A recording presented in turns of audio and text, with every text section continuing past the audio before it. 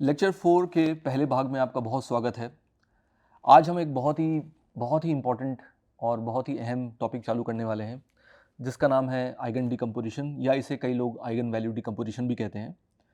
और eigen value decomposition जो topic है वो न केवल मशीन लर्निंग में बहुत यूज़फुल है, बल्कि सारे इंजीनियरिंग में, साइंस में, biology, physics, finance, operation research, ऐसे बहुत सारे एरियाज़ हैं जो कि सिर्फ मशीन लर्निंग के एरियाज़ नहीं है, बल्कि बाहर के एरियाज़ भी हैं जहाँ पे आइगन वैल्यू डिकम्पोजिशन एक बहुत ही इंपॉर्टेंट कंसेप्ट के रूप में बाहर आता है। तो आज हम ये चालू करेंगे और हम समझेंगे कि आइगन वैल्यू की महत्ता क्या है, इसकी इंपॉर्टेंस क्या है, हम आइगन वैल्यू, आइगन वेक्टर्स कैसे कैलकुलेट करते हैं, कैसे एस्टिमेट करते हैं, और इससे फाइनली जो हम जहाँ पहुँचेंगे वो हमें बताएगा कि अगर हमारा डेटा सोर्स स्क्वायर है तो हम उस डेटा सोर्स को कैसे डिकम्पोज कर सकते हैं। तो आपको याद होगा कि हमने डिकम्पोजिशन की बात की थी पिछले लेक्चर्स में, जहाँ पे हमने एक मैट्रिक्स ए बोला था और उसे सी इंटू आर के फॉर्म में लिखा था, यानी डिकम्पोजिशन जो उसका था प्रोडक्ट ऑफ टू मैट्रिसेस के फॉर्म पे आया था, सी इंटू आर, जहाँ पे सी जो था वो ए के लीनियरली इंडिपेंडेंट कॉलम्स थे और आर जो थे वो उन कॉलम्स के कोफिशिएंट्स थे जिससे ए के कॉलम्स बन रहे थे। तो ये हमारा पहला डिकम्पोजिशन था। पर आज हम समझेंगे कि वैसे तो वो बहुत अपने आप में एक बहुत उपयोगी डिकम्पोजिशन है, लेकिन क्या हम उससे ज़्यादा कर सकते हैं? क्या हम डेटा के हिसाब से, डेटा की एनर्जी के हिसाब से, डेटा जहाँ स्पेस में डेटा जिस तरह है, उस हिसाब से हम डिकम्पोज कर सकते हैं क्या? और ना केवल आइगन वैल्यू डिकम्पोजिशन यहाँ यूज़फुल है, बल्कि हम जब आगे चल के सिंगुलर वैल्यू डिकम्पोजिशन करेंगे, जो कि किसी भी मैट्रिक्स के लिए ट्रू है। आइगन वैल्यू डिकम्पोजिशन केवल स्क्वायर मैट्रिक्स के लिए है, मगर सिंगुलर वैल्यू डिकम्पोजिशन किसी भी फैट यानी यानी चौड़ी या लंबी मैट्रिक्स के लिए ट्रू है। तो singular value decomposition actually eigen value decomposition से बनता है। इसलिए ये जो टॉपिक है ईवीडी जिसे हम कहेंगे, ये बहुत ही इंपॉर्टेंट टॉपिक है, बहुत ही महत्वपूर्ण टॉपिक है। तो मैं आपसे यही निवेदन करूँगा कि इस टॉपिक को बहुत ध्यान से पढ़ें और चूँकि ये हमारा एक फंडामेंटल लीनियर अलजेब्रा का टॉपिक है, तो इसको समझ के आप आगे चल के बहुत सारी चीज़ें अपने आप कर पाएंगे। तो हम ईवीडी से चालू करते हैं, आइगन वैल्यू से चालू करते हैं। तो आइगन वैल्यूज़ या आइगन वेक्टर्स है क्या? तो आपने शायद पहले पढ़ा होगा, लेकिन ये बहुत ही आसान परिभाषा है। आइगन वेक्टर्स क्या है? तो पहली बात तो आइगन वेक्टर्स या आइगन वैल्यूज़ एक स्क्वायर मैट्रिक्स के लिए होते हैं। तो हमेशा हम ये स्क्वायर मैट्रिक्स की बात करेंगे। स्क्वायर मैट्रिक्स यानी कोई भी n क्रॉस n मैट्रिक्स की बात करेंगे। तो आइगन वेक्टर वो होते हैं कि अगर मैं x को a से मल्टीप्लाई करूं तो मुझे लैम्डा x मिल जाए, जहाँ पे लैम्डा एक स्केलर नंबर है, जहाँ पे लैम्डा कोई रियल या कॉम्प्लेक्स नंबर है, तो x a का आइगन वैल्यू कहलाता है। तो जिस तरह मैंने यहाँ परिभाषा लिखी है, मैं इसे फिर से पढ़ देता हूँ कि अगर ax लैम्डा x के बराबर है for a square matrix a, अगर ax लैम्डा x के बराबर है, तब x को हम आइगन वेक्टर कहते हैं और लैम्डा को हम आइगन वैल्यू ऑफ ए कहते हैं। x is the eigen vector of A, lambda is the eigen value of A. ठीक है, मैं फिर से लिख देता हूं, अगर A X is equal to lambda X है तो वो x जो होगा वो a का आइगन वेक्टर कहलाएगा और लैम्डा जो होगा वो a का आइगन वैल्यू कहलाएगा। तो लैम्डा जो हमारा है वो है आइगन वैल्यू और x जो है वो है आइगन वेक्टर। ये केवल इसकी परिभाषा है। ठीक है, अब आ, इसके इसके बहुत सारे हमारे जो आइगन वेक्टर्स की परिभाषा जो है उसके बहुत सारे ज्योमेट्रिकल इंटरप्रिटेशन भी हैं और बहुत सारे यूजेस भी हैं जो हम डायरेक्टली देखेंगे। तो सबसे पहले हम ज्योमेट्रिकल इंटरप्रिटेशन की बात करते हैं। तो आपको ध्यान होगा कि हमने बताया था कि अगर कोई भी मैट्रिक्स ए है जिससे मैं x से मल्टीप्लाई करता हूँ तो हमें एक नया वेक्टर मिलता है ax, इसको मैं y भी कह सकता हूँ। तो अगर हमारा a n cross n matrix है, अगर हमारा a n क्रॉस n है और हमारा x n क्रॉस 1 है यानी एक वेक्टर है, तो जो y भी होगा वो एक तरह का n क्रॉस 1 वेक्टर बन के बाहर आएगा। ठीक है, तो जब हम एक वेक्टर से मल्टीप्लाई करते हैं तो जो हमारा वेक्टर x है, माफ़ कीजिएगा मैट्रिक्स से मल्टीप्लाई करते हैं तो हमारा वेक्टर x है, अगर हम x को लेफ्ट साइड से a से मल्टीप्लाई कर रहे हैं तो हमें एक नया वेक्टर मिल गया है y। तो ये जो हमारा स्पेस है, n डायमेंशनल स्पेस है, जहाँ पे हमारा पहले x था, अब वो हमारा y बन के बाहर आ जाएगा। तो हमारे पास संभावना है, या तो y जो है वो x से बिल्कुल अलग हो, मतलब कि उसका जो एंगल है वो x से अलग हो, जैसे मेरा x यहाँ है और हो सकता है y यहाँ हो या y यहाँ हो, तो या तो वो x पर है या x के बाहर है। तो जो हमारा आइगन वेक्टर है वो एक्चुअली कुछ ऐसा होता है कि जब मैं उससे a से मल्टीप्लाई करता हूँ तो मुझे वही वेक्टर, उसी दिशा में एक वेक्टर मिल जाता है लैम्डा x, यानी जो हमारा y है वो उसका एंगल x के साथ 0 डिग्री है। आ, मतलब कि उसी दिशा में ही हमें y मिल गया है। तो पहला तो ज्योमेट्रिक मीनिंग आइगन वेक्टर का ये है कि बेसिकली जो हमारा आइगन वेक्टर है, और मैं फिर से बता दूं कि आइगन वेक्टर किसी मैट्रिक्स का होता है, तो हम जब एक आइगन वेक्टर पे मैट्रिक्स ऑपरेट करते हैं तो आइगन वेक्टर की दिशा नहीं बदलती है। और इनफैक्ट हम इसे ऐसे भी कह सकते हैं कि अगर अगर हमें जो रिजल्टेंट मिला है, हमें जो नतीजा मिला है x से मल्टीप्लाई करके a का, अगर उसकी दिशा नहीं बदली है तो वो आइगन वेक्टर है। तो पहला पहला तो ज्योमेट्रिक मीनिंग इसका ये है। और दूसरा जो इसका बड़ा ही इंटरेस्टिंग मीनिंग है वो मैं इस पे आना चाहता हूँ, वो है कि eigen vector of a to the power n, मतलब a to the power n का जो आइगन वेक्टर है वही a का आइगन वेक्टर है। और ये बड़ा ही इंटरेस्टिंग है, तो मैंने इसे यहाँ पे आपके लिए लिखा भी है कि अगर x a का आइगन वेक्टर है तो वो a to the power n का आइगन वेक्टर भी होगा, जहाँ पे n इज एन इंटीजर। ठीक है, और ऐसा क्यों है चलिए इसको देखते हैं। तो मैंने उदाहरण के तौर पे a स्क्वायर ले लिया है, और a स्क्वायर इंटू एक्स को, मुझे नहीं पता है x क्या है तो मैं कोई भी एक x ले रहा हूँ, तो a स्क्वायर इंटू एक्स को मैं a इंटू ए एक्स भी लिख सकता हूँ। और अगर x a का आइगन वेक्टर है तो a इंटू एक्स जो होगा वो लैम्डा x हो जाएगा। ठीक है, तो यानी a स्क्वायर इंटू एक्स, अगर अभी हमें नहीं पता है कि x a स्क्वायर का आइगन वेक्टर है, लेकिन मैं a स्क्वायर इंटू एक्स को a इंटू एक्स लिख सकता हूँ। तो मैंने a इंटू ए एक्स लिखा, और ए एक्स जो है वो लैम्डा एक्स है। और चूंकि अगर x एक आइगन वेक्टर है, और लैम्डा टाइम्स ए एक्स को मैं लैम्डा ए एक्स भी लिख सकता हूँ क्योंकि लैम्डा एक्स स्केलर है, और चूंकि अगेन x एक आइगन वेक्टर है इसलिए मैं इसको ए एक्स भी लिख सकता, लैम्डा एक्स भी लिख सकता हूँ ए एक्स को। तो यहाँ से फिर से मैंने वही प्रॉपर्टी यूज़ की है कि x एक आइगन वेक्टर है, और चूंकि lambda into x lambda square x है, तो आप अगर इस परिभाषा को देखेंगे हमारे आइगन वेक्टर की, कि कोई भी मैट्रिक्स से अगर मैं कोई भी मैट्रिक्स है ए या ए स्क्वायर या जो भी मैट्रिक्स है, उससे मैं अगर एक्स मल्टीप्लाई कर रहा हूँ और मुझे कोई स्केलर टाइम्स एक्स वापस मिल रहा है तो एक्स उसका आइगन वेक्टर है। तो आप यहाँ देख सकते हैं कि ए स्क्वायर एक्स जो है वो लैम्डा स्क्वायर एक्स के बराबर हो गया है अगर एक्स ए का आइगन वेक्टर है तो। ठीक है, मगर अगर एक्स एक आइगन वेक्टर है तो जाहिर सी बात है A square X is equal to lambda square X अगर है तो एक्स ए स्क्वायर का आइगन वेक्टर भी है। तो इस तरह हमने ए स्क्वायर के लिए प्रूव कर दिया। ठीक उसी तरह हम ए क्यूब के लिए प्रूव कर सकते हैं, ए टू पावर 4 के लिए कर सकते हैं, और हम ए माइनस वन ए माइनस टू इन सब के लिए भी प्रूव कर सकते हैं। तो हमने ये देखा है कि अभी हमने ये देखा कि बड़ा इंटरेस्टिंग है कि मैंने x जो है a के आइगन वेक्टर के रूप में चालू किया, और नतीजा ये हो गया कि वो a to the power n का भी आइगन वेक्टर है। इनफैक्ट मैं आपको बता दूं कि a इनवर्स का आइगन वेक्टर भी x होगा, और उसका जो आइगन वैल्यू होगा वो 1 बाय लैम्डा हो जाएगा, यानी लैम्डा टू पावर माइनस 1। ठीक है, तो अगर फिर से मैं रिपीट कर दूं कि अगर x a का आइगन वेक्टर है तो a to the power n का भी आइगन वेक्टर x होगा, मगर उसका जो आइगन वैल्यू होगा वो lambda two the power n हो जाएगा। ठीक जिस तरह यहाँ पे हमने देखा कि a इनवर्स जो है लैम्डा इनवर्स जो है, माफ़ कीजिएगा, वो a इनवर्स का आइगन वैल्यू है। ठीक है, तो ये बड़ी मैं बोलूँगा कि बड़ी स्टैंडर्ड सी बात है।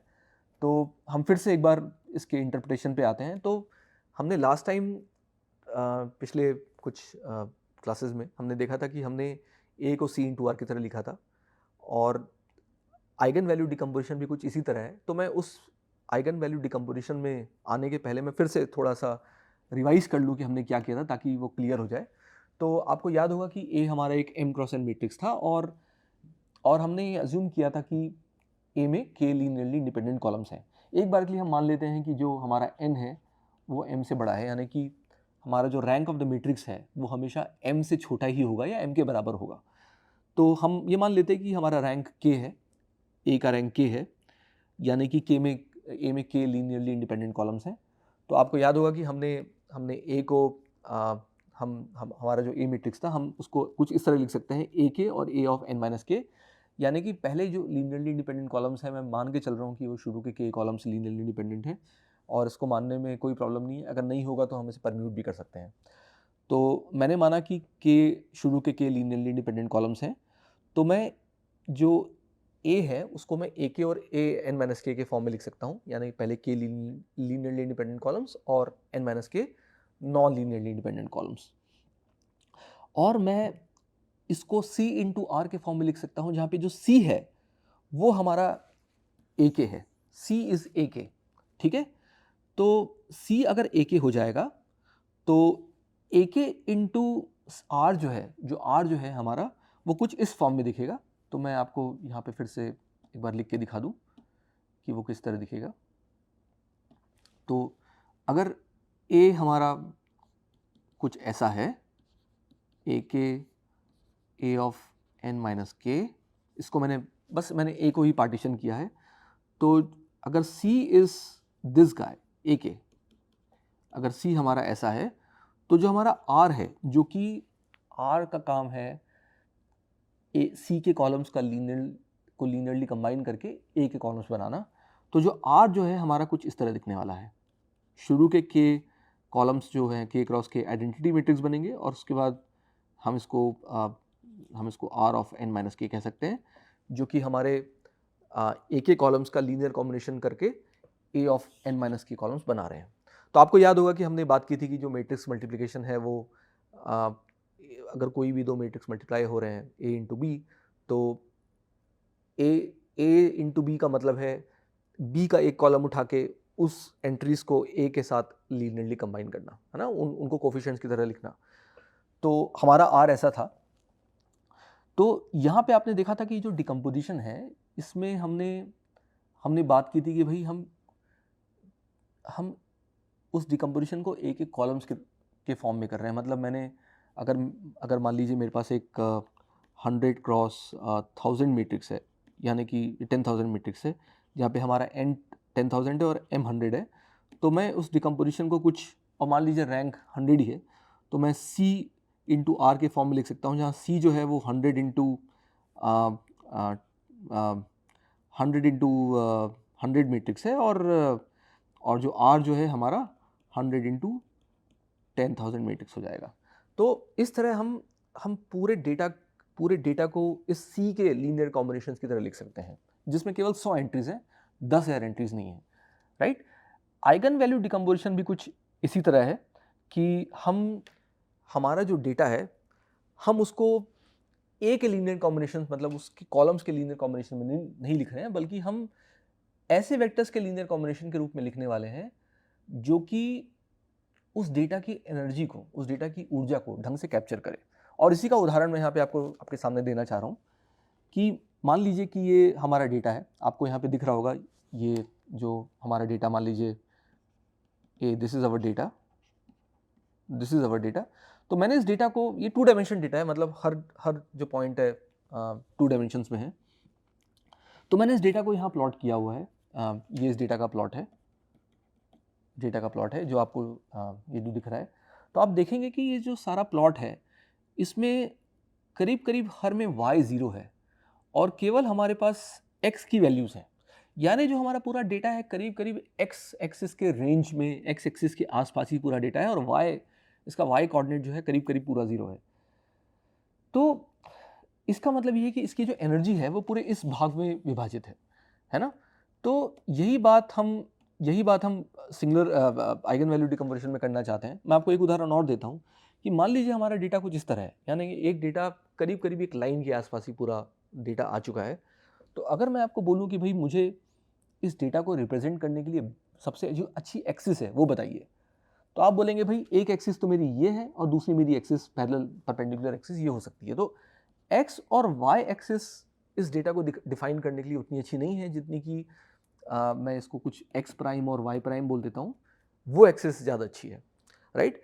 नाउ इट इज़ पॉसिबल, मतलब ये जो आपको दिख रहा है ये यहाँ पे आप देख के ऐसा कह सकते हैं, लेकिन जो हमारा रियल वर्ल्ड डेटा होता है वो इतना आसान, इतना सिंपल नहीं होता है। वो उसमें पहली बात तो 2 डायमेंशन नहीं होती हैं, उसमें 100 और कई बार 1000 डायमेंशन होती हैं, राइट। तो जो हमारा रियल वर्ल्ड डेटा जो होता है वो कॉम्प्लेक्स होता है, उसमें हज़ारों डायमेंशन हो सकती है और उसमें करोड़ों डेटा पॉइंट्स हो सकते हैं।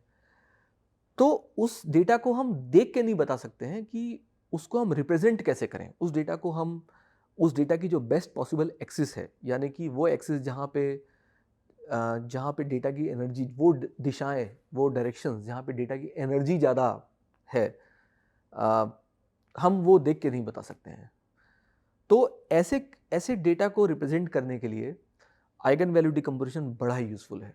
इनफैक्ट आगे चल के हम सिंगुलर वैल्यू डिकम्पोजिशन करेंगे, वो भी कुछ यही करने वाला है, लेकिन हम इसकी शुरुआत आइगन वैल्यू डिकम्पोजिशन से करेंगे।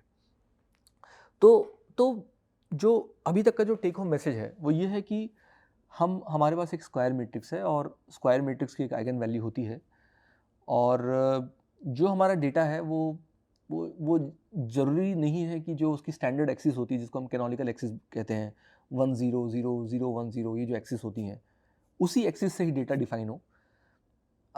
इन रियलिटी डेटा हमारे एन डायमेंशन में कहीं पर भी हो सकता है, उसका एक स्ट्रक्चर होगा, उसका एक पैटर्न होगा, लेकिन वो पैटर्न ज़रूरी नहीं है कि हमारी स्टैंडर्ड एक्सिस से, एक्स वाई जेड एक्सिस से सबसे अच्छे तरीके से रिप्रेजेंट हो सकता है कोई एक ऐसा रिप्रेजेंटेशन भी मौजूद है जिससे हम उस डेटा को बेटर डिफाइन कर पाएँ।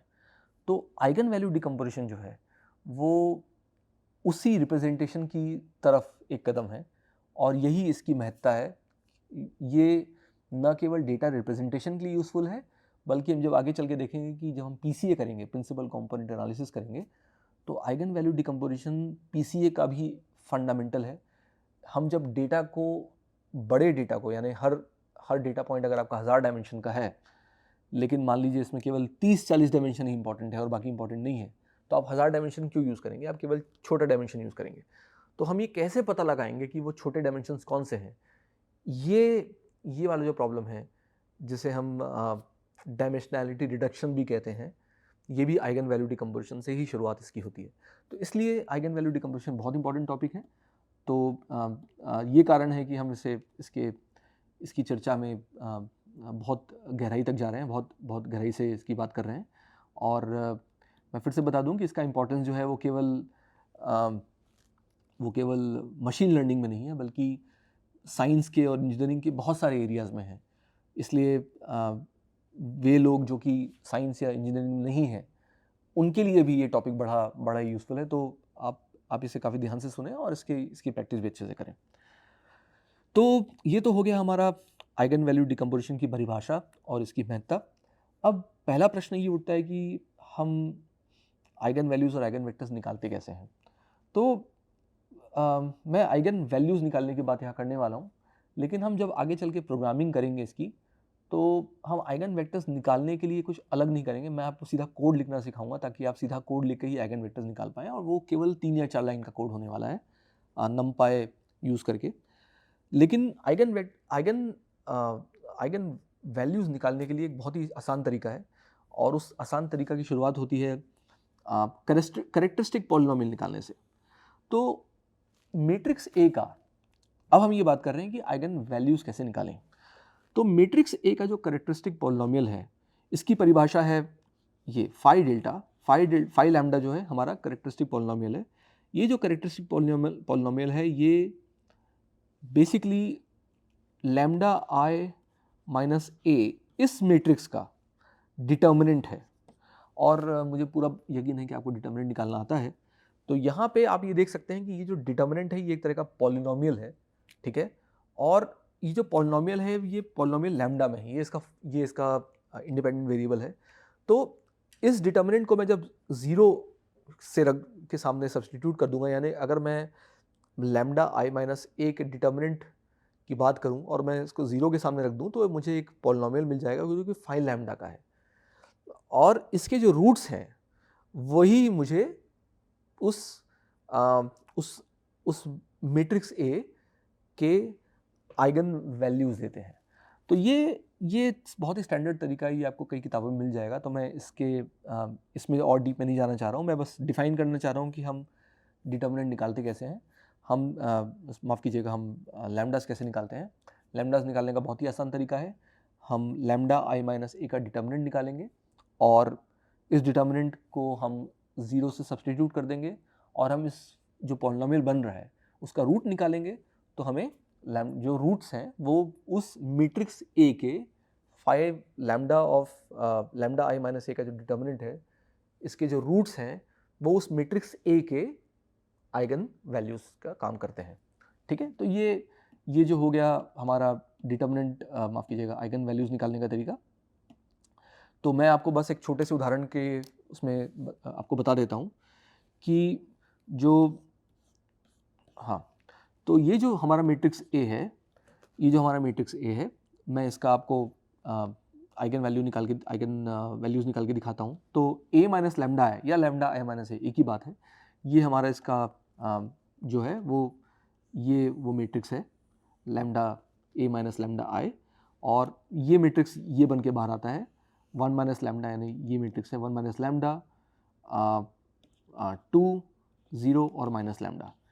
अब और इस मैट्रिक्स का जो डिटर्मिनेंट है वो basically 1 minus lambda times minus lambda है, और इसके जो रूट्स हैं वो लैम्डा इज इक्वल टू 0 और लैम्डा इज इक्वल टू 1 है। यानी इस मैट्रिक्स ए के जो आइगन वैल्यूज़ हैं